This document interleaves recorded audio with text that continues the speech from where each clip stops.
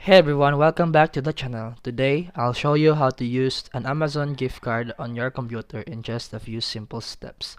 Let's get started. The first method, use your gift card as checkout. Open your browser and go to amazon.com. Log into your Amazon account. Find a product you want to buy and add it to your cart. Then click Proceed to Checkout. On the payment method section, scroll down to Find Gift Cards. Enter your gift card code and click Apply.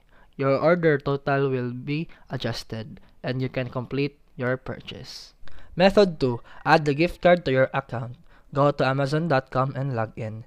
Click on Account and List on the top right corner. Then select Gift Card from the menu. Click Redeem a gift card. Enter your gift card code and click Apply to your account. Your gift card balance will now be available for future purchases. If you have added the balance to your account, Amazon will automatically use it for your next order at checkout. And that's it for today's video. If you found this helpful, don't forget to like and subscribe for more videos. See you in the next one.